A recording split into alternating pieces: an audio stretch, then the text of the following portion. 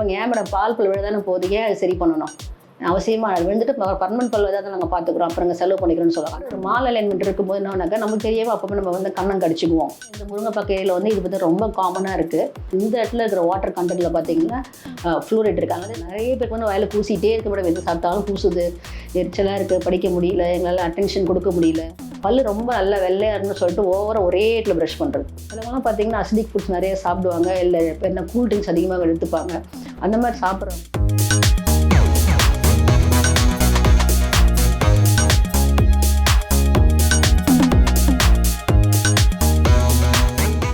Next comes the oral ulcer.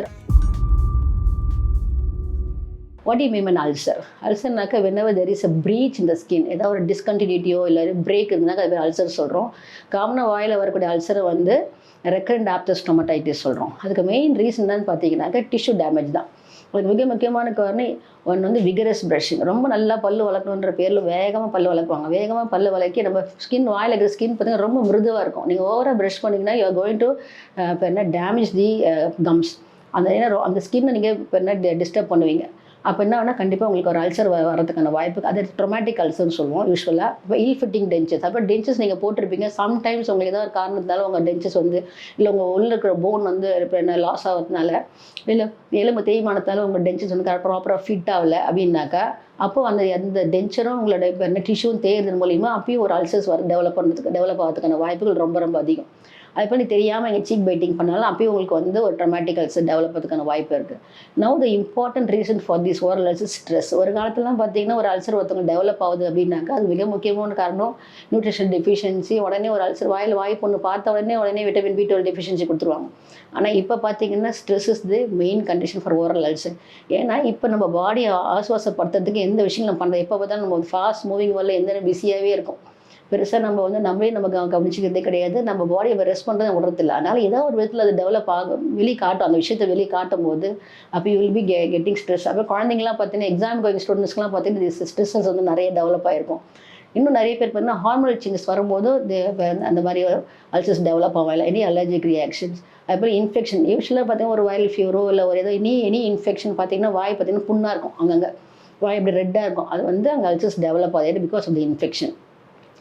And again certain foods வந்து acid release பண்ணுறது மூலியமாக நம்மளுக்கு அல்சர்ஸ் வரதுக்கான வாய்ப்பு இருக்குது. அது எப்படி உங்களுக்கு வாயில் தெரியும் அப்படின்னு பார்த்தீங்கன்னா எப்படி நீங்கள் ப்ரொஜெக்ட் ஆகும் உங்கள் வாயில் பார்த்தீங்கன்னா you will be having 1 or more painful ulcers. அப்போ யூஸ்வலாக வந்து எக்ஸாம் ஸ்டூடெண்ட்ஸ் பார்த்தீங்கன்னா they will be walk in to dental clinic. ஏன்னாக்கா எக்ஸாம் டைமில் ரொம்ப ஸ்ட்ரெஸ்ஸாக இருப்பாங்க. அந்த டைமில் பார்த்தா அவங்களுக்கு படிக்க முடியாது, சாப்பிட முடியாது, வாய் மூமெண்ட்டு கொடுண்டாட்டா ஏன்னா சத்தம் போட்டு படிப்பாங்க.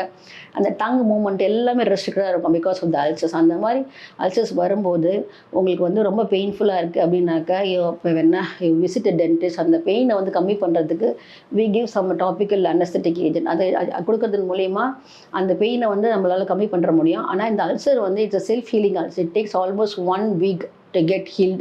அதனால் வந்து நம்ம நினைச்ச உடனே ஒரு மருந்து தடவுனே சரியாயிடுமான்னு கேட்டால் சரியாகிறதுக்கு வாய்ப்பு ரொம்ப ரொம்ப கம்மி. அண்ட் இப்போ என்ன அதுபோல் வந்து எந்த மாதிரி சாப்பாடு நீங்கள் சாப்பிட்லான்னாக்கா அந்த டைம் ஒரு பிளாண்ட் ஃபுட் சாப்பிடுங்க. ரொம்ப காரமாக, ரொம்ப சூடாக, ரொம்ப பெருனா அந்த மாதிரி ரொம்ப புளிப்பு தன்மை ரொம்ப அந்த மாதிரி விஷயங்கள் சாப்பிடாம இருந்தீங்கன்னாக்கா ஓரளவுக்கு உங்களால் வந்து அந்த பெயினை வந்து பேர் பண்ணிக்க முடியும். So there will be burning sensation of the sore by salty, spicy or sour foods. Next comes irregular arrangement of இதெல்லாம் நீங்கள் வாயில் நீங்கள் நார்மலாக பார்க்கக்கூடிய common problem. See here you can see this spacing, crowding, open bite, over bite, cross bite, okay, அப்புறம் under bite, over forwardly placed. இங்கே பார்த்தீங்கன்னா crowding இருக்குது. இந்த பால்பல் இங்கே விழாததுனால you can see the outward eruption of this canine over here. இதுக்கு முக்கியமான காரணம் பார்த்தீங்கன்னா early loss of milk teeth due to dental decay. நிறைய பேர் கேட்பாங்க ஏன் மேடம் பால்பல் விழ தானே போகுது, ஏன் அது சரி பண்ணணும்?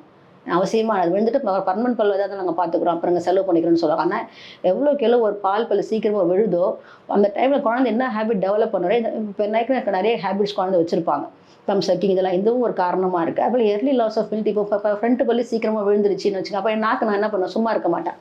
ஒரு குழந்தை என்ன பண்ண நாக்கு துருத்திட்டே இருக்கும்போது என்ன ஆகுனாக்கா they will be getting this problem. Forwardly placed upper front teeth வரதுக்கான வாய்ப்புகள் ரொம்ப ரொம்ப அதிகம். அப்போ இந்த மாதிரி ஒரு மால் அலைன்மெண்ட் வரும்போது what are the difficulties the child will face. யூஸ்வலாக இந்த மாதிரி ஒரு நார்மல் அலைன்மெண்ட் இருந்தால் நம்ம ஒன்றும் பிரச்சனையும் இல்லை. இந்த மாதிரி ஒரு மால் அலைன்மெண்ட் இருக்கும்போது என்னன்னாக்கா நமக்கு தெரியாமல் அப்போ நம்ம வந்து கண்ணம் கடிச்சிக்குவோம். சீக் பைட்டிங் நடக்கும், இல்லை டங்கை நம்ம கடிச்சிக்குவோம். அப்போல்லாம் வந்து இந்த மாதிரி ஒரு ப்ரொட்ரூஷன் இருக்குன்னு வச்சுக்கோங்க, இந்த மாதிரி ஒரு ஃபார்வர்ட்லி பிளேஸ் டீத் இருக்குனாக்கா it will very difficult for you to close your mouth. அது நம்மளால் லிப்பை வந்து ஒழுங்காக மூடவே முடியாது, லிப்பை எப்பயுமே ஓப்பன்லேயே இருக்கிற மாதிரி இருக்கும். அப்போ லிப் இந்த இடத்துல போய் ட்ராப் ஆகி நின்றுடும். அப்போ என்னாக்கா அது எல்வி அகைன் இன்னொரு ஹேபிட் டெவலப் ஆகும், லிப் பைட்டிங் ஹேபிட் டெவலப் ஆகிட்டே இருக்கும். ஏன்னா லிப் இங்கேயே போய் நின்று போயிடும் அந்த இடத்துலலாம் பார்த்தீங்கன்னா. அதுக்கப்புறம் வந்து க்ரௌடிங் இருக்கும்போது பார்த்தீங்கன்னா நம்மளால் வந்து பற்கள் ஒழுங்காக க்ளீனே பண்ண முடியாது. அலைண்டாக இருக்கும்போது தான் ப்ரஷ் எல்லா இடத்துலையும் ரீச் ஆகும். இதே கச்சாமுச்சான்னு இருக்கும்போது பார்த்தீங்கன்னா நம்மளுக்கு வந்து அந்த ப்ரஷ் வந்து எந்த இடத்துல வந்து டச் எக்ஸ்போஸ் ஆகுது, எது ஃப்ரண்ட் சர்ஃபேஸ் அது மட்டும் எக்ஸ்போஸ் ஆகும், எந்த பல் பின்னாடி இருக்கோ அந்த இடத்துல வந்து ரீச்சே ஆகாது. ஹவ் இட் ப்ரெசன்ஸ் இந்த மாதிரி நம்மளுக்கு வந்து இப்போ இந்த மால் எலிமெண்ட் இருக்கும்போது there will be asymmetry of the face. ஏற்கனவே அந்த பிக்சரில் காட்டும்போது there will be crowding, there will be spacing, there will be forwardly or backwardly placed teeth, or there will be forwardly or backwardly placed dust. இந்த மாதிரி face இந்த மாதிரி இருக்கும்போது there will be asymmetry of the face. இங்கே பார்த்தீங்கன்னா before இப்படி இருக்காங்க, treatment பண்ணதுக்கப்புறம் is having good aesthetics here. Next come dental ஃப்ளோரிசிஸ். இது வந்து பார்த்தீங்கன்னா இந்த முருங்கைப்பாக்கு ஏரியாவில் வந்து இது வந்து ரொம்ப காமனாக இருக்குது என்னோட இந்த ஏரியாவில். இதுக்கு முக்கியமான காரணம் பார்த்தீங்கன்னா இதுக்கு இந்த ஏரியா முதல்ல வந்து அண்டர் டெவலப்டு ஏரியா வந்திருக்கும். இந்த இடத்துல இருக்கிற வாட்டர் கண்டென்ட்டில் பார்த்தீங்கன்னா ஃப்ளூரைட் இருக்குது. அதனால இது கண்டென்ட் இந்த ஏரியாவே ஃப்ளூரைட் பெல்ட் ஏரியா தான் நம்ம சொல்லுவோம். இந்த இடத்துல இருக்கிற மாதிரி நிறைய பேரோட பல்ல பார்த்தீங்கன்னா நம்ம கரிக்கா பல்லு மாதிரி தான் இருக்கும். அதுக்கு முக்கியமான காரணம் fluoride, presence of excessive fluoride in water drink the tooth formation. அதாவது நீங்கள் குழந்தையா அம்மாவோட வயிற்றில் இருக்கும்போதே டூத் ஃபார்மேஷன் நடக்கும்போது இனிஷியல் ஸ்டேஜ் வீக்ஸ்லேயே உங்களுக்கு வந்து என்ன டூத் ஃபார்மேஷன் அந்த பட்டிலே இது அஃபெக்ட் ஆகிடும். அதனால் உங்கள் பெர்மனன்ட் டீத் வரும்போது இப்படி தான் உங்களுக்கு வெளியே வரும். அது எப்படி இருக்கும் பார்த்தீங்கன்னா நார்மலாக ஒரு சாக்கி ஒயிட் அப்பேரன்ஸ் இந்த மாதிரி வந்து see the chalky white appearance the tip of this upper central incision இங்கே நீங்கள் பார்க்கலாம். ஆர் யூ கேன் ஹேவ் நிறைய ரேஞ்சஸ் இருக்குது. இப்போ normal, mild, moderate and severe. Moderate பார்த்தீங்கன்னாக்கா ஒரு ப்ரௌனிஷ் எல்லோ ஸ்டெயின்ஸ் இருக்கும்.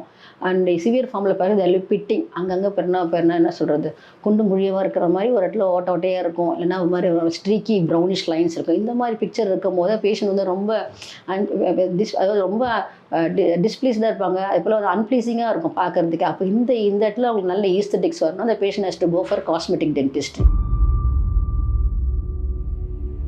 Next comes the tooth sensitivity. Tooth sensitivity is a main concern. நிறைய பேருக்கு வந்து வாயில் கூசிகிட்டே இருக்க மேடம், எது சாப்பிட்டாலும் கூசுது, எரிச்சலாக இருக்குது, படிக்க முடியல, எங்களால் அட்டென்ஷன் கொடுக்க முடியல அப்படின்னு சொல்லுவாங்க. அது மிக முக்கியமான காரணம் தேய்மானம் தான். இந்த தேய்மானம் மிக முக்கியமான காரணமாக இருக்குது. இப்போ நான் சிலம்போது அவங்க சிலவங்களோட பைட்டிங் ஃபோர்ஸே ரொம்ப அதிகமாக இருக்கும் போது there will be enamel wear இருக்கும். அப்போ எனாமல் எவ்வளோக்கு எனாமல் தான் நமக்கு ப்ரொடெக்ஷனு. எனாமல் வேறு dentin expose there will be sensitivity problem. இது வந்து பார்த்தீங்கன்னா faulty tooth brush, it is called as abrasion. இது மேலே இருக்கிற கண்டிஷன் வந்து டென்டல் அட்டிஷன் சொல்கிறோம். இது வந்து டென்டல் அப்ரேஷன் சொல்கிறோம். இதுக்கு முக்கியமான காரணம் பார்த்தீங்கன்னா ஓவர் ப்ரஷிங். பல்லு ரொம்ப நல்லா வெள்ளையாருன்னு சொல்லிட்டு ஓவராக ஒரே இடத்துல ப்ரஷ் பண்ணுறது.